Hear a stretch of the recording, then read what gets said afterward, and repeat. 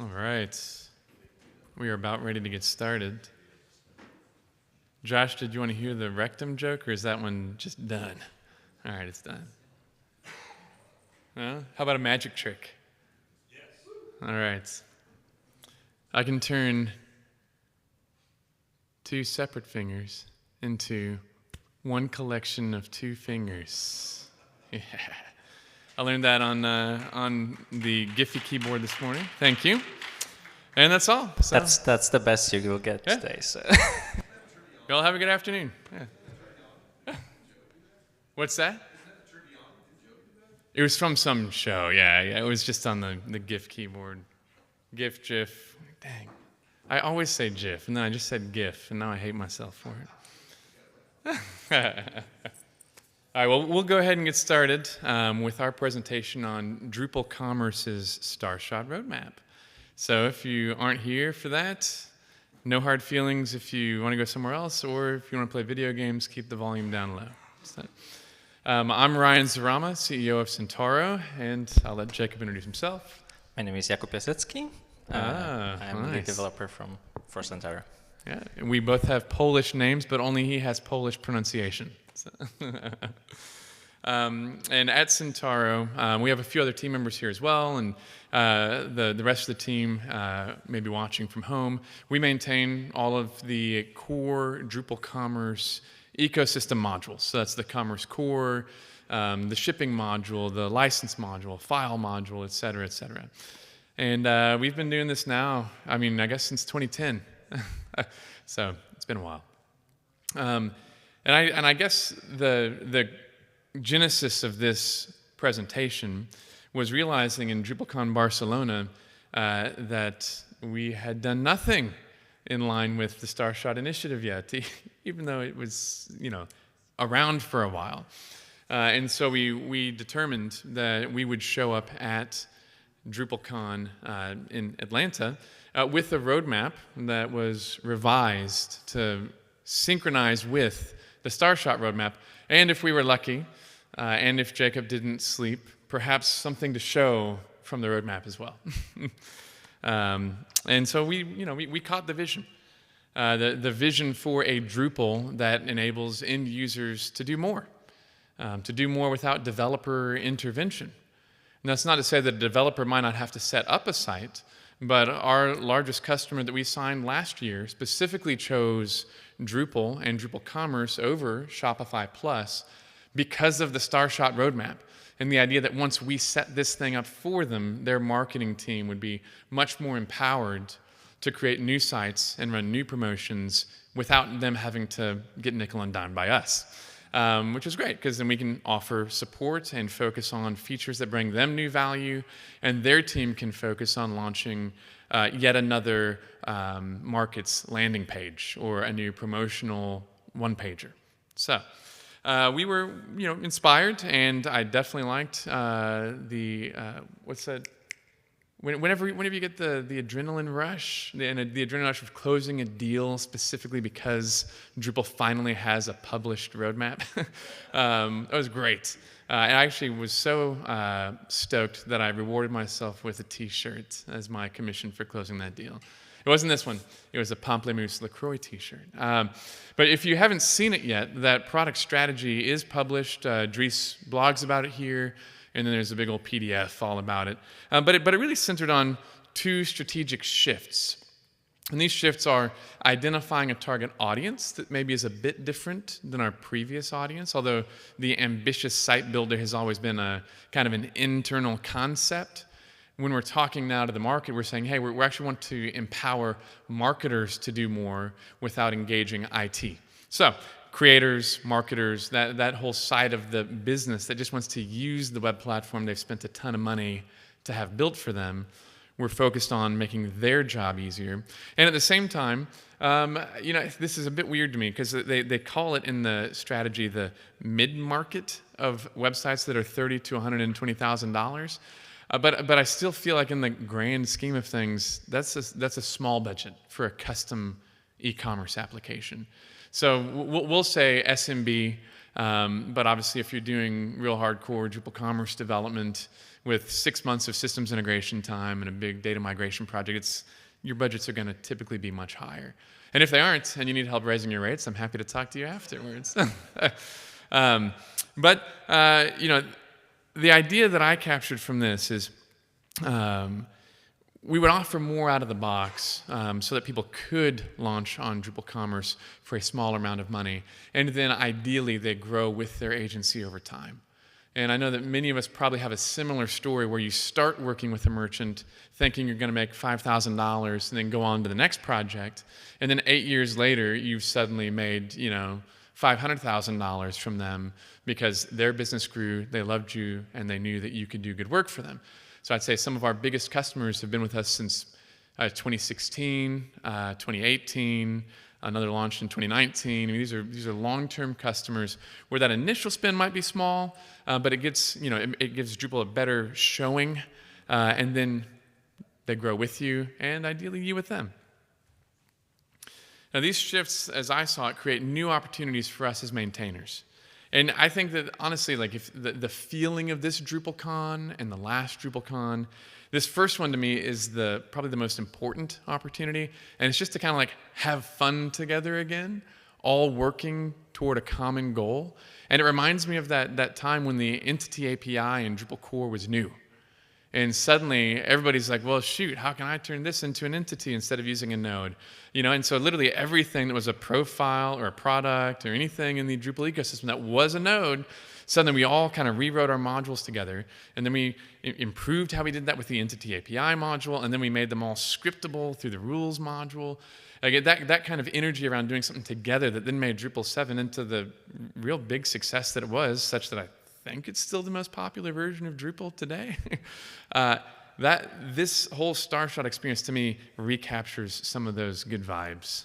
So I'm here for vibe coding and definitely here for the vibe driving around Atlanta. But the other opportunity that's interesting to me as somebody who hears Dries' presentation about templates and how to sell something to a new type of Drupal adopter is that it gives us the ability to kind of target a vertical, a use case, where if I'm going to sell a premium theme, it will look reasonable or rational. It's hard to design in the abstract.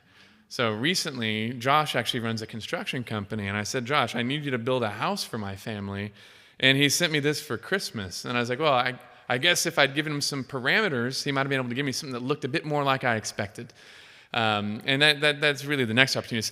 How can we give people what they expect, but it still be a rational thing when you look at it? Because I saw this in the Drupal CMS recipes Slack. Somebody said, well, what's to prevent us from suddenly having a marketplace full of AI-generated low-quality themes? And I was like, you're in luck, because our whole marketplace right now is only full of human-generated low-quality themes. We can only go up from here if we have templates to target a theme against and tell a designer to make something that looks good for nonprofits or for outdoor education or what have you. And really, it's what everybody expects, right? You're launching a WooCommerce site, and I'm doing a health and beauty site. Boom, I've got my templates. Maybe I'm on Shopify trying to sell into sports and rec. Look at that, I've got my templates. BigCommerce, once again, here I am with my pet website. I've got my templates. And BigCommerce even has a page builder, aka experience builder. So when you get your template, you then further refine it in the browser to be exactly what you want. So this is what customers are evaluating platforms on the basis of.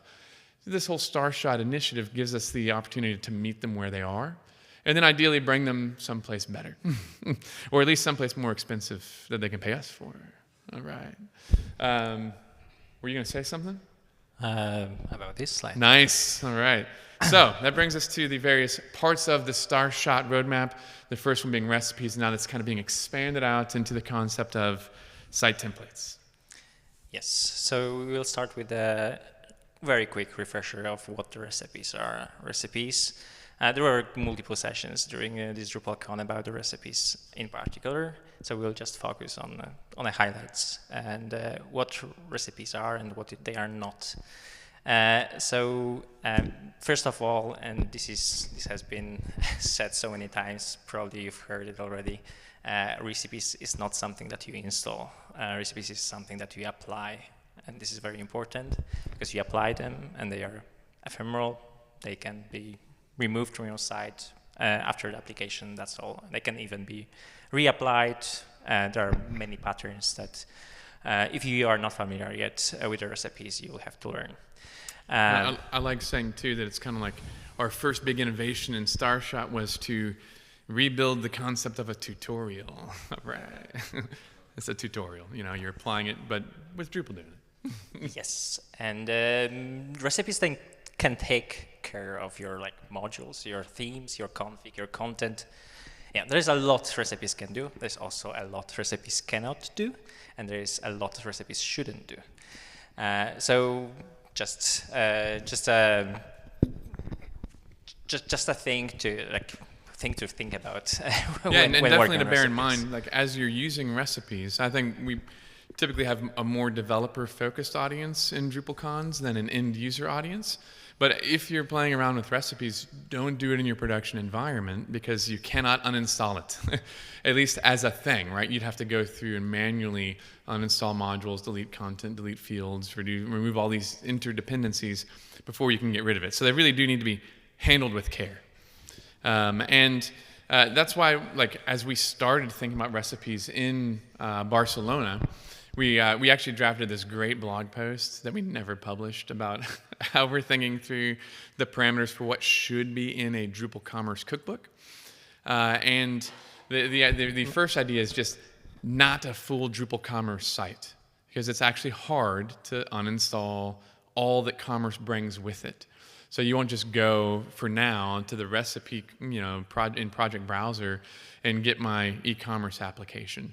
However, within a commerce site that already exists, there are elements of configuring that site that are a challenge and do come up frequently in support channels. And so we thought, well, let's think of those use cases that transcend a single module and recipify those things. Fold in a little donation into the batter or something. So Jacob's had the most experience in our team producing these recipes. These are just a couple of those examples, I guess. Yeah, some examples are that you can use recipe, for example, to establish like a custom donation form, right? And add it to your existing Drupal site. You could, I don't know, what else could you do? Like premium content sales, where you have, say, all of your content locked behind a paywall that functionally is a license to a user role that's paired with an access control list. These are pretty common, recipes we'd have in the support channels. But maybe we combining commerce file with commerce license to set up a digital goods store to sell a PDF or something, whatever the case may be. We could think even smaller. We could think about just adding a shipping to something that already exists. Yeah. We could think about adding a specific payment gateway support.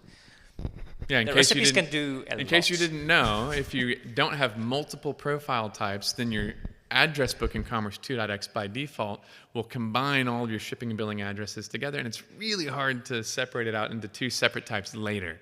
So having that recipe there at the beginning of building a site, so you can just quickly toggle that on if you need such a thing, would be a good thing.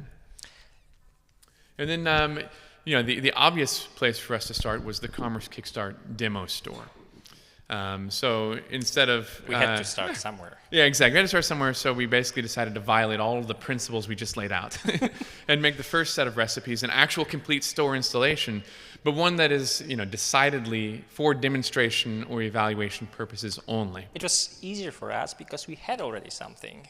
We weren't starting with nothing. We already had a product that we called Commerce Kickstart that would do a lot of that, right? So we thought, why not going recipe way, but ensuring that we can actually do the same thing that we already thought about in the past, and we can bring the same value in through the recipes. Yeah, and so there's not a whole lot of distance between what was the distribution and yesterday Dries has introduced as a site template. There are some key differences, but just to refresh everyone's memory of what's inside a distribution, it's an install profile that may or may not contain custom modules and themes. That profile often has some custom code to add steps to the normal Drupal installation process. And then it sticks around, so you can alter things, like we altered the admin theme in Commerce Kickstart installations to have our pretty purple splashy background. If you opted to, you could enable the demo module, which uses the default content module to install a whole library of products, a search API index, and various other things that looked and functioned like a complete e-commerce application out of the box. And this actually was really significant in the life of Commerce Guys, now Centauro as a company, because having something that looked like an e-commerce platform after an installation was complete rationalized us to the broader market. That created our partnerships with companies like PayPal, who was here with us at the conference, Avalara, Stripe, and other companies that wanted to be a part of what the Drupal community was building with these modules. So it also, like we said before, created that use case where we could have a known end product and we could support people using that configuration of Drupal and create things specifically for that. And it's still live today. We haven't yet converted our demo store to the new recipe-based store yet, but that'll happen. So to go from point A to point B was largely Jacob's work over the last couple of months. So I'll let him kind of talk us through that. Right, so Commerce Kickstart 4 was the most recent version of the Commerce. This was the version of Commerce Kickstart that would support Drupal 11. Never released. It just stayed in dev forever. Actually, interesting fact, none of the Commerce Kickstart was ever released. It was always dev release that you would take. I mean, it's a starting point for an application, so to some extent it might have had sense in the past.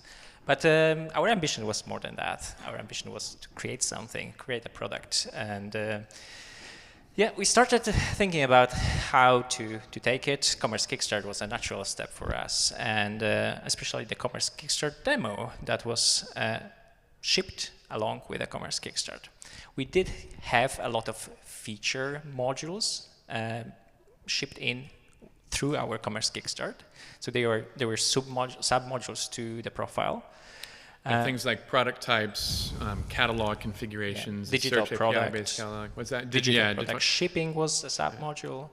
And they were a full good idea. layout builder support. I stand by these as a good idea. They were collections of configuration. We wanted them to be upgradable, so you could theoretically just install Commerce Kickstart and go. And then keep it up to date. But it never happened. And so why hang around forever? Let's convert them all to recipes. Yeah, they did add a lot of a custom code as well. So your runtime would be kind of impacted by the custom code that these profiles were shipping with. So our idea was to go for the demo, create a demo as a monolithic recipe, and start from there.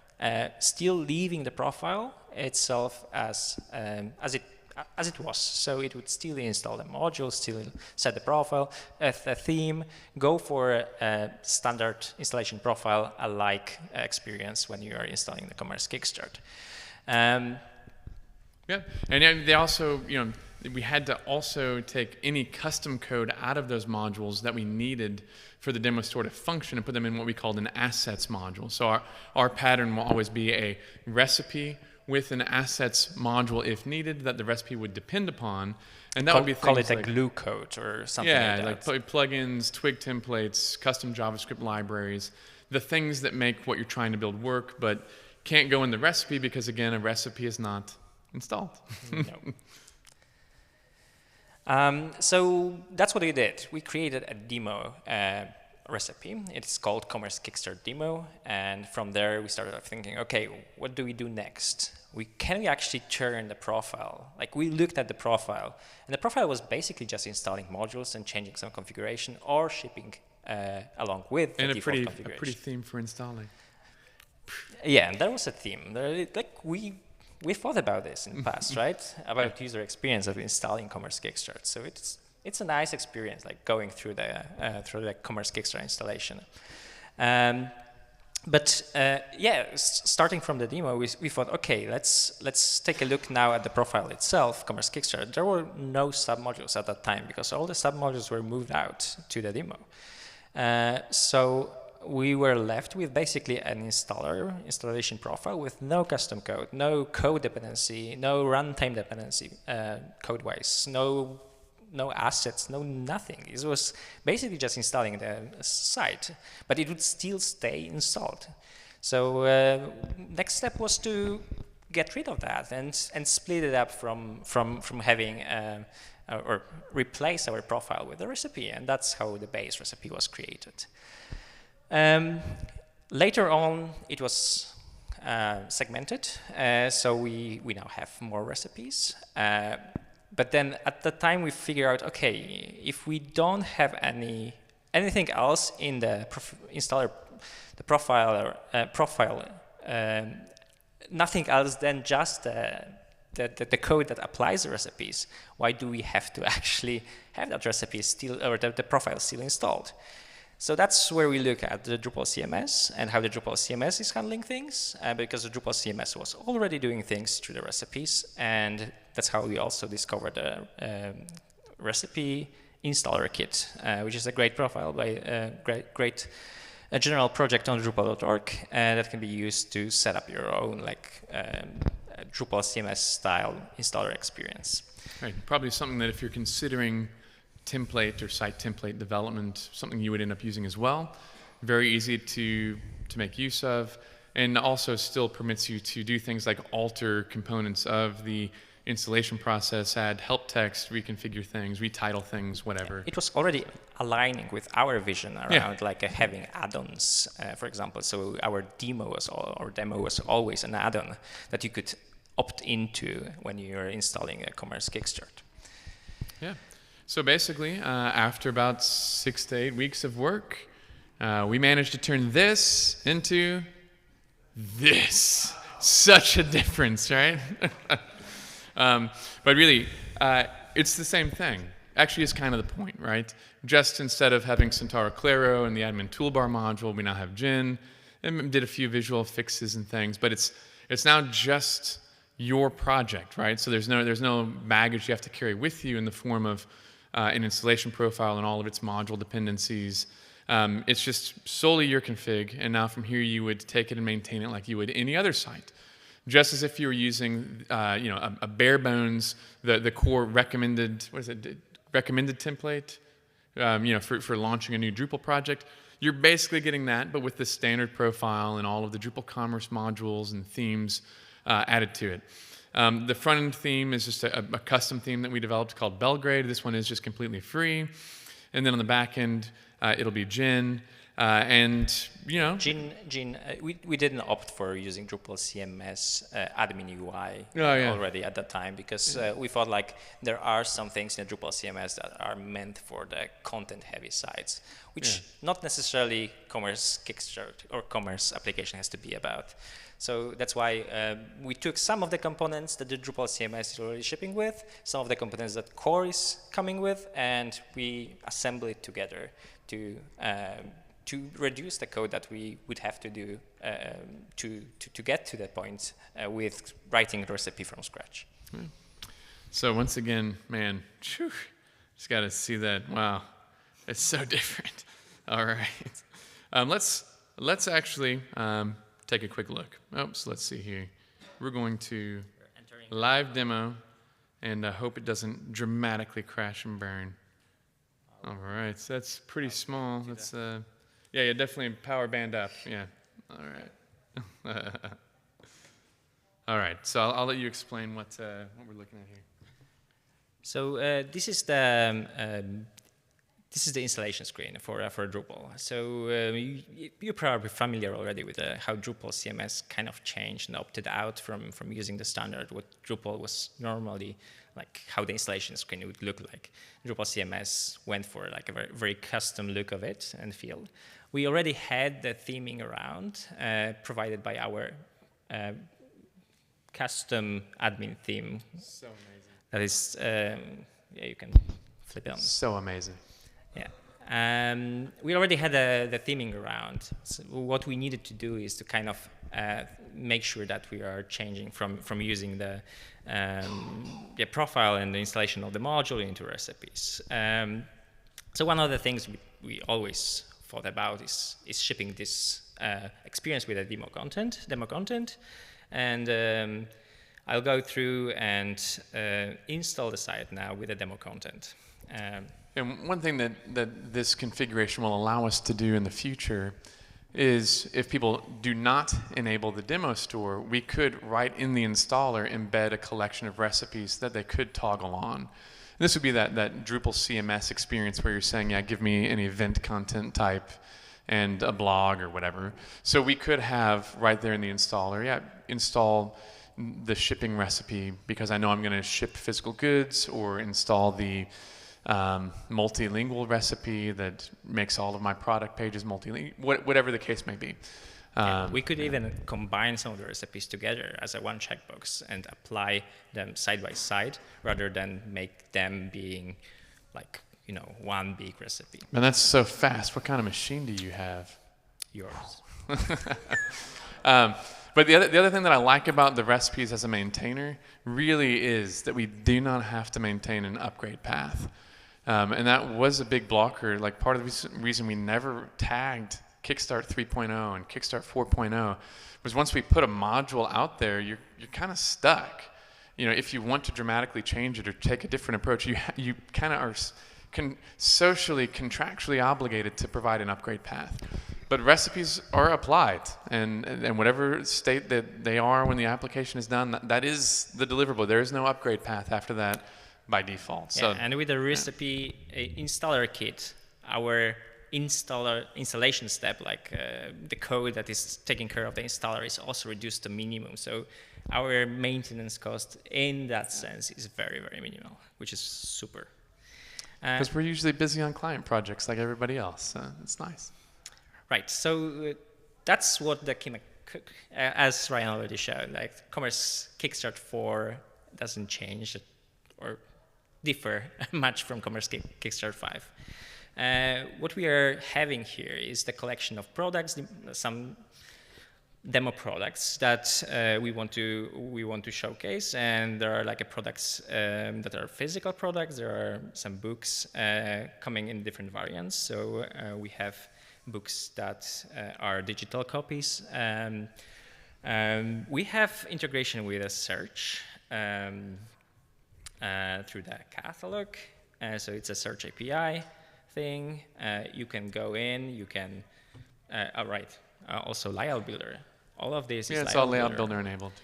Yeah. You can go in, you can add the product to the cart. In this case, it's a physical product. So if I lovingly handcrafted all of the product descriptions. That was a lot of fun. Since it's a physical product, we actually have a shipping information pane available. If this was a digital product, are we gonna present that as well? Yeah. Right. So. You can buy your secret goat poster first. Two products. I don't know if I have money for that.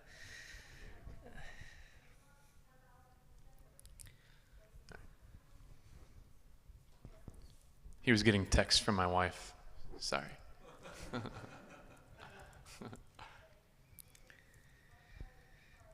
I will be living in Alabama State, maybe. Why not? You're lucky we removed zip code validation. Well, there is 5 digits validation still. It has to be 5 digits, yeah. Right. Okay, we are actually shipping also with the example payment gateway, so we can at least give a sense of the experience that people will have while paying with e-commerce. Right. So. That's it. Do I have my? Yeah, I just purchased a poster. Should I also buy a book? I think I should buy a book. Get Alice in Wonderland. I'm reading that right now. Which one? If you've never read it, if you have children who are in that like 9 to 12 age range, highly recommend it. Which one? Alice in Wonderland. Alice in Wonderland. It kind of captures like that sense of being like a small boy but wanting to be bigger, but also kind of going into a big boy's body and frustrated when you act out in ways that you're not supposed to anymore. It's the whole like eating and shrinking and growing stuff. It's a good book. And it's also crazy, just insane. So since I already have a address in an address book, I didn't have to, of course, provide information. I didn't have to enter information about my credit card. Man, commerce is so great. I can just go in and pay, and that's it. I have now access to the book. I can go to my account. I can browse across like different things. So this is the address in the address book. I have my payment instrument ready. There are files that were licensed to me that I can access, and only I can access them. As an admin, I can go to orders. I can review them. I can see information about the log of everything that has happened with this order in the past. Information about the current status. I can go to the payments tab to, for example, refund the payment. All that, if you know commerce, you are already aware of. Yeah, and if you haven't seen a full demo of the Commerce Kickstarter Drupal Commerce backend, feel free to come take a tour at the booth, or at DrupalCon Portland. I think they recorded like me doing a full rundown of it, and there's some new features now, but you'd get the strong gist, including the promotional capabilities, various other order management features, and some of the other configuration elements. Would you like to? Oh, sure, yeah. Show anything else? I don't know that we need to show anything else, from the demo itself. Again, like this is the same as it was before, which may be a bit underwhelming then to say that we did, 6 weeks of work to recreate what we already had. But now we're in a much more maintainable position, and something that I believe more people will be able to use to launch with. And frankly, like we're creating the tools and the bits and pieces that we'll need to create more templates that are for specific use cases. And if you think about this concept of a marketplace, should Drupal decide to go in this direction, those can become that target foundation where I can say to a designer, go design me a premium theme that works for this use case or this feature set, and then I can throw that up on a marketplace and see if that gains some traction. But of course, all the recipes are still there if you're going to do a custom theme or just don't care about the theme. You can still use the same recipes, maybe even straight from the project browser, without having to go through some sort of a marketplace, to access them.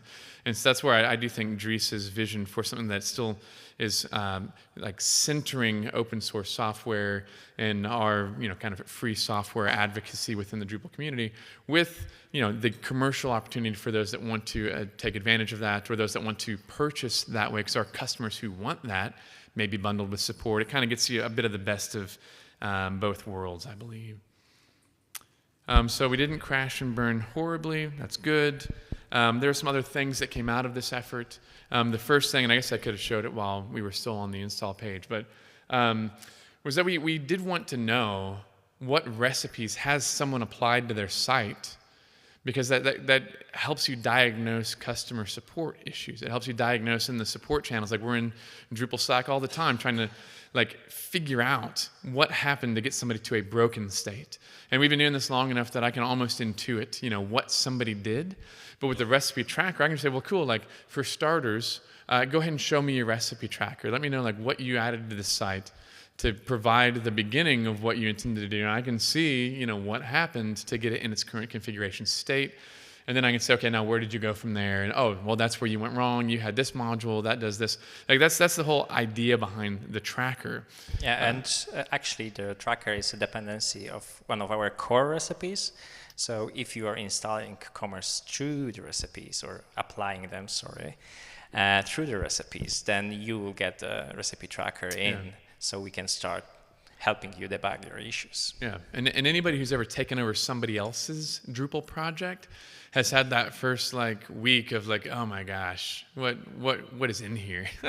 And this ideally will be some way to try to simplify, how did this at least get started, so I know where to go look to try to rationalize what I'm seeing and start to debug some issues. Yeah. Recipe tracker is available on Drupal.org, so if you're interested, that was a link, I think, right? It was, yeah, these are links. When So we the slides share are the links, slides, you'll have direct access, but you can also search for a recipe tracker on Drupal.org. Yeah, and this is a bit visionary, but I'd love to see a near future where we use the recipe tracker to kind of like soft lock installed configuration. So if somebody's starting a new project and they want to go get 6 different recipes from the project browser or wherever those end up being discovered, I need to know if they've edited the configuration that came from another recipe yet.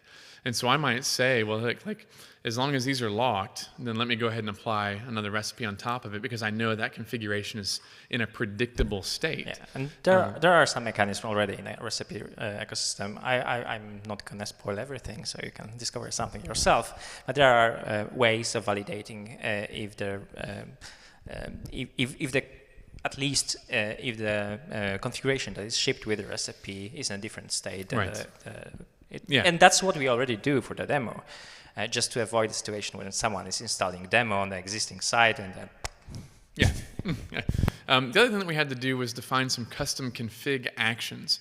And these are a part of a recipe that's, executed after configuration is imported, or is it variable? So there are 5 steps to applying recipe. The first one is to collect the dependencies of the recipe, other recipes that might be a building block for that recipe. Then we are installing modules. After that, we are taking the config from the config folder of the recipe and applying that. After that, config actions, and at the end, the default content, because the default content can also be part, and is in our case, we are actually setting up now a store. Yeah. Yeah, so these config actions that we have right now in the commerce module, I'm sure the set will expand. Feel free to open feature requests in there yourself if you find a use case for them. But it's things like importing a currency. With a recipe, you can collect user input, so I could have it import euro by default instead of US dollar if you're building a store for a European country instead of the That's US. something that we are actively looking for as a next step after what we've done so far, is to actually be able to, at the installation step, step, already say what kind of currency our this merchant is going to be using. Yeah. And the other thing that we found was a use case for essentially optional configuration importing, if you will. Because just imagine you're trying to create a module, perhaps a recipe called Commerce User Roles, that would give anybody working with Drupal Commerce a base set of user roles for administering the store to target. If you don't know exactly what modules exist on a site, then you can't put all the permissions in there that you need to. And so what I wanted to do was to have a recipe that would put every possible admin permission I could think of in the commerce ecosystem onto a store admin role. But if those modules weren't installed, then the recipe would fail to apply because a permission that you want doesn't exist. Yeah. So the normal way for that would be to create 1,000 recipes. Yes. For every possible combination of commerce modules. Here's that one, and here's that one. Yeah. Yeah. But we opted to just create our custom config action for that, which applies or grants permission only if that permission exists. Yeah. And recipes can be applied multiple times. So you could theoretically rerun this recipe after adding a module that defines new permissions, and they would get applied to those same user roles. And we have, other thoughts on where this will go next, but, we'll see what happens. Well, since the config actions, commerce config actions is a module, we could even probably go to the module installation hook and just reapply it every time. Yeah, nice. And finally, I hear this whole idea of site templates in a marketplace, and I'd say what came out of this whole effort was kind of, again, a vision for how could we actually create commerce templates and then charge a bunch of money for them. Because frankly, it's not really interesting to look at the WooCommerce store and see that they're selling templates for $79. Obviously, at the scale that Drupal is, we don't have 1 million Drupal commerce sites like there are WooCommerce sites. It's just not like a reasonable strategy for us. But it would be interesting to see, can there be a collection of templates that we create, you create, somebody creates, that are out there for $1,000? And maybe they undercut the low end of the WordPress ecosystem, where I know just from experience and competing against folks and seeing their proposals, your typical WordPress agency is going to be your small town company that has a few WordPress script kiddies banging out, sloppy sites for $5 or $6 grand a pop. And all they're really doing is installing WordPress using whatever template engine they've agreed upon, Beaver Builder, I don't know, whatever, standard, and then they throw Yoast in there and they call it done and charge you $6,000. I even had one bid against a WooCommerce company that was like, well, for $25,000, you will get 200 product display pages. And I'm like, neat, like this guy has 4,000 SKUs in his catalog, and why are you rate limiting by SKUs anyways when you're just throwing them all in there from a CSV one time? So like it's an interesting ecosystem where we can at the same time aim higher because we do want to build bigger and more complex sites than the average WooCommerce site perhaps. But where there is an opportunity for Drupal to meet a very specific use case, offer more of that out of the box in a site template at a price point that's still reasonable for us as an agency to justify. If I'm doing a custom theme, I'm going to need to sell more than a few at $1,000 a pop to pay my staff to do that work. But if it's part of contributing to Drupal's increased adoption and we get to test the market a little bit, fine. I'm all for experimentation, although I do expect that the vast majority of our revenue for the foreseeable future will just be the professional services that we already offer. All right, so we're almost out of time, so we'll just real quickly touch on these. Experience Builder, yes, we'd love to have support for it. No, we haven't done anything for it. And we see our primary responsibility will be just single directory component development and ensuring that any themes that we do offer as part of a premium template are Experience Builder compatible, whatever that means. But like I said before, just having a roadmap of an Experience Builder helped us land an enterprise customer because that's what they want to have each of their marketing teams equipped to make use of. So that's nice. Once again, for artificial intelligence, our thoughts and prayers are with the AI initiative. I pray they bring us something good soon. But the reality is, for us, it's going to be customer driven. And we don't have a whole lot of time or expertise to go out there and mess around with LLMs all day and try to connect them to Drupal sites so that maybe we can make it like 3 minutes faster for my team to build a content type. We do have some ideas, though. Yeah, right? yeah. I think boosting search so that product search can make use of the whole world's context would be interesting. Yeah. Customers. One of our customers sells a lot of outdoor gear.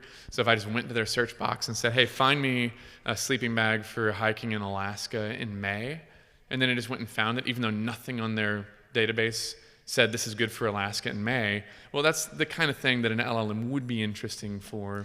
And also, people responsible for marketing could benefit from using AI to help them set up the promotion. Right, yeah, and those complex configuration elements within the commerce. Sometimes people struggle with that due to number of options, and AI could be probably a helpful tool here to help them, at least start the promotion process, and then they can review it and publish the promotion themselves, of course. Yeah, and I think most things in the AI initiative are, it prepares it for you. You still do the last mile confirmation and commit. So yeah, interested, but just not involved yet, and we'll see what happens. So obviously the big question for us is, when will it ship? Because especially knowing our history of tagging stable releases of a commerce Kickstart. Yeah, so we toyed with the idea of just leaving everything in dev forever and never coming back to it, but instead we went ahead and tagged everything. So you have Commerce Kickstart 5.0.0 and all the recipes in their 1.0 release status. Also, all the modules that we discussed, the recipe tracker, config actions, all of that is already in a stable release. Yeah, and as a freebie, our branch strategy is just to have a 1.x branch and not a branch for each minor version. So it's just a major version branch, because nothing's preventing us from just making every release 1.1.0, 1.2.0. And if we ever truly needed a patch release to address, say, like a security hotfix, well, then we can always create a branch at that point for 1.2.1 or 1.2.2. So all these have 1.0.0 releases. And except for Kickstart, which has 5.0. except for Kickstart, which is at 5, and maybe we'll skip a few to make it look even cooler and more active than it is, in a year. So, but yeah, we'd love for you to try it out. Give us your feedback and your best and worst ideas, and we'll keep rocking for the kids. Thanks.